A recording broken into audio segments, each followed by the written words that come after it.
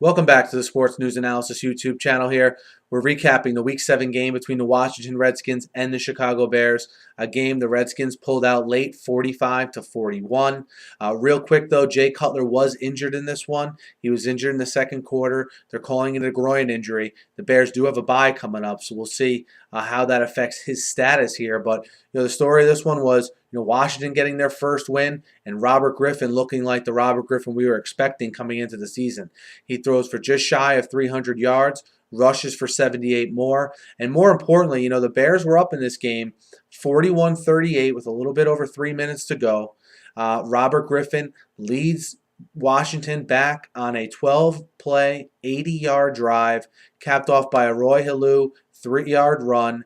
Halou with 3 touchdowns on the day, and Washington goes up 45-41 with a little over 30 seconds to go, and Griffin pulls one out, leads them down the field in what I think was a huge drive for him here in his development. Obviously, there was a lot of questions heading into this game as far as that injury still affecting him. I think now we can put those concerns behind us, and he can concentrate on playing football and not have to worry about lingering questions from his injury. I thought today was the first game where he looked normal from a passing and running standpoint, and in turn, the running game got going. I mean, Halou scored 3 touchdowns, but Alfred Morris almost rushed for 100 yards at almost 5 yards a carry.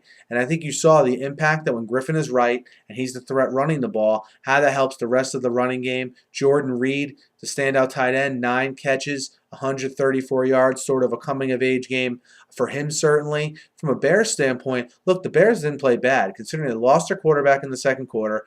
McCown comes in, 14 for 20, all right, a little over 200 yards, managed the offense very well. You saw in the first half, Washington have the serious edge in time of possession, and Chicago in the second half actually played very well, not only knife into that Washington lead, but take the lead, as I said, with a little over 3 minutes left.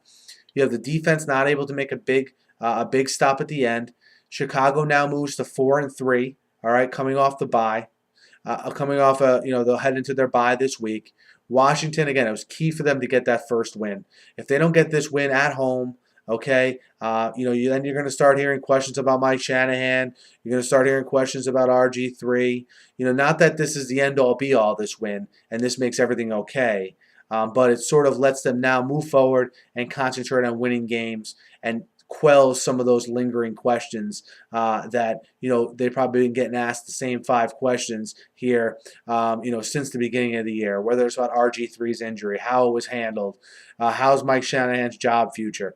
It gets people off their back at least for a week here, and we'll see how they do heading forward. Again, perfect timing for the Bears, though, with this bye. They need to get a lot of guys healthy, both in the middle of that defense, and obviously we'll see what's wrong with Cutler. But Bears still not in bad positioning here as far as a playoff spot goes. They still sit just 1 game behind Green Bay in that division as well. So let me know what you guys thought of this game. Hit me up in the YouTube comments. Hit me up on Twitter at SNewsAnalysis. Be sure to subscribe to my channel. I preview and recap every game every week, and I'm always talking the news of the day in the NFL. So be sure to subscribe. Thanks for listening, and have a great night.